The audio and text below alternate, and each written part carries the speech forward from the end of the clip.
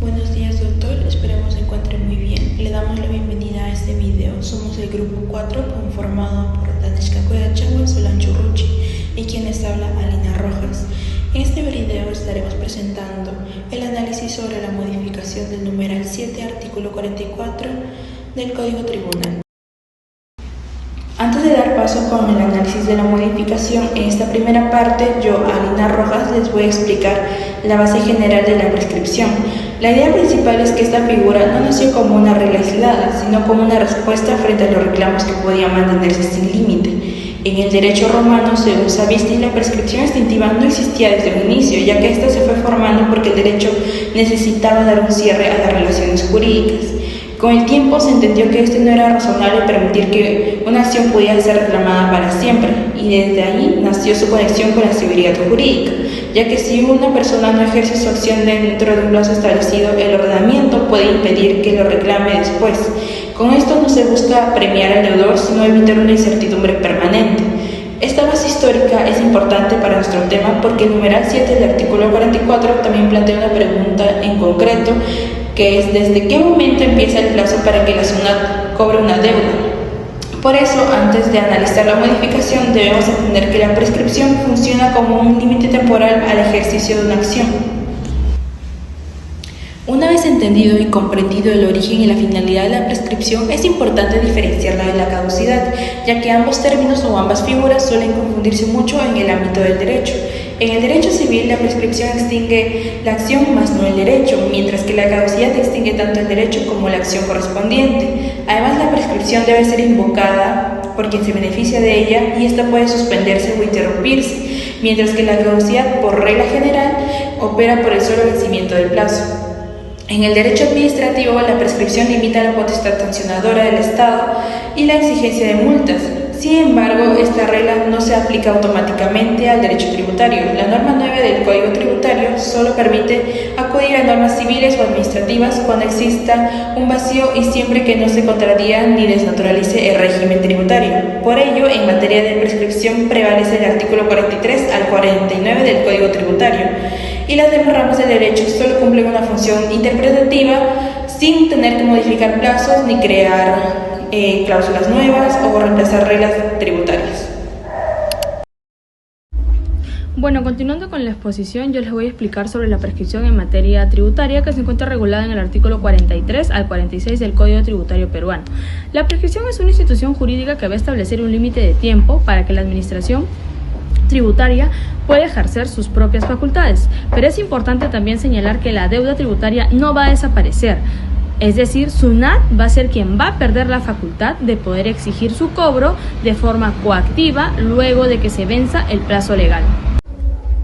Bueno, ahora vamos a pasar a ver el punto 1, que es el plazo de prescripción, que se encuentra regulado en el artículo 43 del Código Tributario. En este caso, el Código Tributario establece 3 plazos, de 4, de 6 y de 10 años. El de 4 años es como una regla general y se van a dar para aquellos casos en los que se van a determinar la obligación, en los que se van a exigir un pago o se van a imponer sanciones.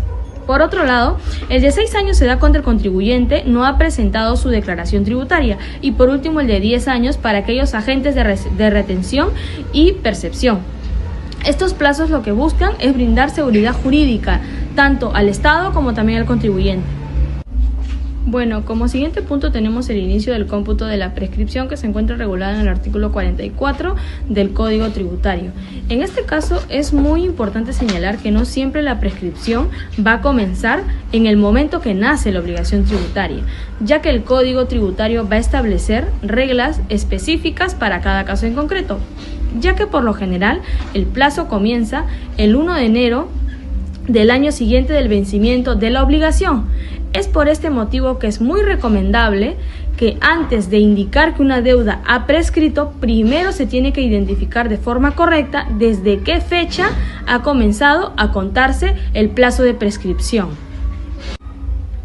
Bueno, como siguiente punto tenemos las facultades con las que cuenta la Administración Tributaria.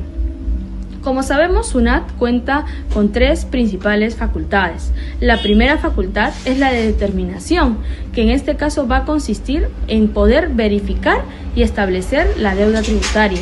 La siguiente facultad es la sancionadora. A través de esta, SUNAT puede imponer multas por infracciones tributarias. Y por último es la facultad de cobranza, que a través de esta la SUNAT puede exigir el pago de aquellas obligaciones que ya se encuentren determinadas al contribuyente.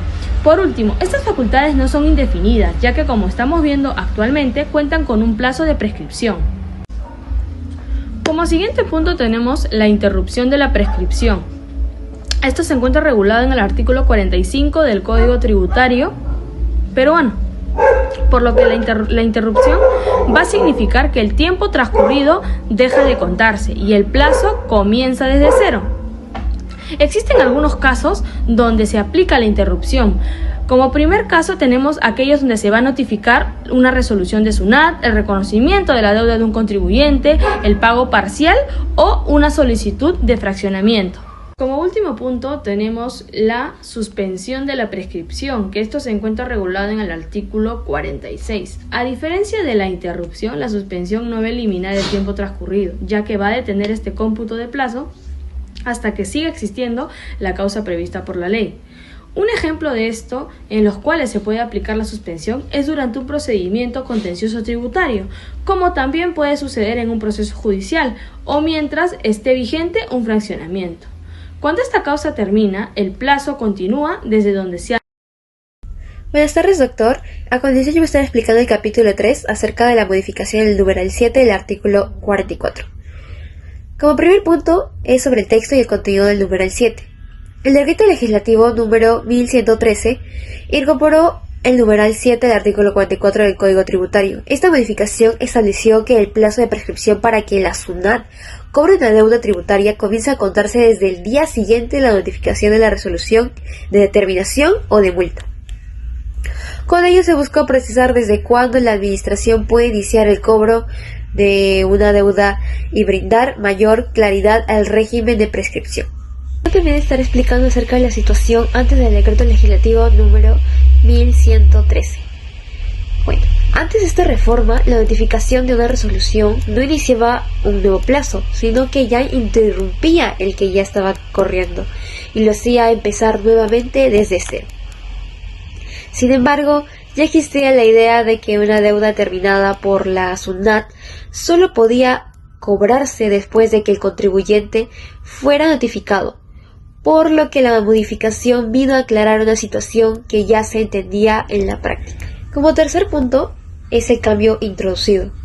El cambio principal fue que la notificación dejó de ser una causa de interrupción y pasó a convertirse en el momento que da inicio el plazo de prescripción.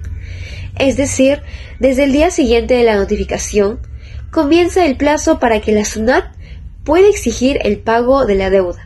Este cambio no creó una nueva facultad para la administración, sino que hizo más claro el sistema.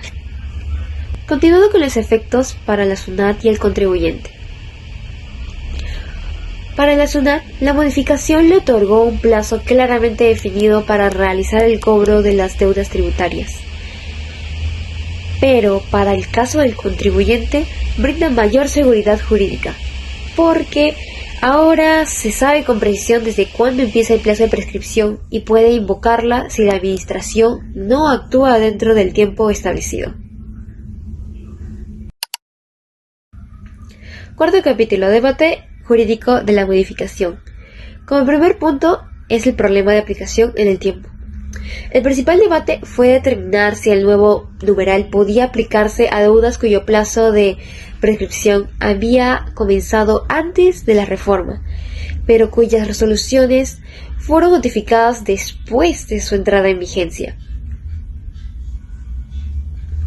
La discusión consistía en establecer si ello era una aplicación retroactiva de la norma o simplemente la aplicación de una ley vigente a un hecho ocurrido después, como es la notificación. Siguiente punto, posesión del Tribunal Fiscal. El Tribunal Fiscal, mediante la resolución número 09789/2007, sostuvo que el numeral 7 no podía aplicarse a deudas cuyo plazo de prescripción ya había iniciado antes del año 2012,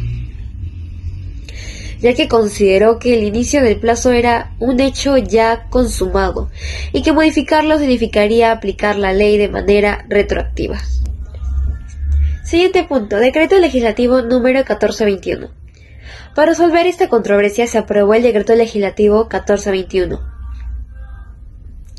Esta norma estableció que si la resolución fue notificada después del 28 de septiembre de 2012, o sea la modificación, el plazo de prescripción debía contarse conforme al numeral 7. Además, los autores consideran que esta norma no es retroactiva, sino interpretativa, porque solo aclara cómo debía aplicarse correctamente en la ley. Como último punto, hablo acerca de la seguridad jurídica, igualdad tributaria y el deber de contribuir, ya que finalmente este debate involucra varios principios constitucionales. Por un lado, la seguridad jurídica protege al contribuyente, al establecer límites de tiempo para que la SUNAT cobre una deuda. Por otro lado, también debe respetarse la igualdad tributaria y el deber de contribuir, ya que permitir que algunos contribuyentes eviten el pago por una interpretación restrictiva generaría un trato desigual frente a quienes sí cumplen con sus obligaciones. Por ello, el decreto legislativo 1421 busca equilibrar la protección de los derechos del contribuyente con la necesidad de asegurar una adecuada recaudación tributaria. Siguiendo con la exposición, en esta parte analizaremos tanto aspectos positivos como los aspectos cuestionables de la modificación introducida por el decreto 1113. En cuanto a los aspectos positivos, debemos destacar que la modificación no elimina la prescripción ni tampoco vuelve eterna la deuda. Lo que hace esta es definir con una mayor claridad desde cuándo empieza el plazo para cobrar una deuda contenida en una resolución de determinación o en una resolución de multa. Antes del decreto legislativo numeral 1113, las notificaciones de estas resoluciones funcionaban como una causal de interrupción. Sin embargo, después de la modificación, pasa a ser el nuevo punto del inicio del cómputo. Este cambio tiene una lógica práctica, ya que la SUNAT no debería exigir el pago de una deuda que el contribuyente todavía no conoce, ya que la notificación permitirá que la persona sepa la deuda que se le atribuye y así ésta puede ejercer su derecho de defensa. Así se separan dos momentos distintos. El primero es donde la administración determina la deuda, después, una vez notificada, comienza el plazo para cobrarla. Esta separación aporta orden, reduce dudas y da un hecho concreto para iniciar el cómputo. Por eso consideramos que, en términos generales, el numeral 7 mejora la claridad de las relaciones entre la SUNAT y el contribuyente. Como ya vimos el aspecto positivo, ahora tocará ver el aspecto cuestionable de la modificación, ya que el problema aparece cuando el numeral 7 se aplica a deudas cuyo plazo de prescripción ya había comenzado antes del septiembre de 2012. Durán Rojo y Árbitro Álvaro sostienen que no existe retroactividad porque el plazo de cobro recién empieza con la notificación de la resolución. Sin embargo, esta postura puede discutirse, ya que cambia después el punto de inicio que afectaría la seguridad jurídica del contribuyente. Como grupo, nosotras consideramos que el numeral 7 sí es útil, pero debe aplicarse hacia el futuro. Si el plazo ya había comenzado con la norma anterior, ese cómputo debería mantenerse. Nuestra postura no busca evitar el pago de una deuda, sino exigir a la SUNAT que también respete los plazos legales. Por ello, la recaudación es importante, pero las reglas no deben cambiar cuando el plazo ya empezó. Para finalizar con este video, presentaremos las principales conclusiones de nuestro trabajo. En primer lugar, la prescripción no es un beneficio para el contribuyente, sino este es un límite de tiempo que tiene la administración para ejercer sus facultades. En segundo lugar, el decreto legislativo 1113 cambió el tratamiento de la notificación, dejando este de ser una causal de interrupción para convertirse en el inicio de un nuevo plazo de prescripción para el cobro. En tercer lugar, el numeral 7 brinda con mayor claridad, ya que el plazo comienza con un hecho concreto, que es la notificación válida de la resolución de determinación o de la resolución de multa. En cuarto lugar, el principal problema surge con la aplicación de esta modificación a casos iniciados antes de la reforma, ya que esto ha generado diferentes interpretaciones dentro del ámbito. Finalmente, consideramos que la SUNAT debe poder cobrar las deudas válidas, pero siempre respetando los plazos y la seguridad jurídica de los contribuyentes. En conclusión, la modificación es positiva siempre y cuando éste se aplique con reglas claras y exista una notificación válida y se respeten los plazos establecidos. Muchas gracias, doctor, por su atención.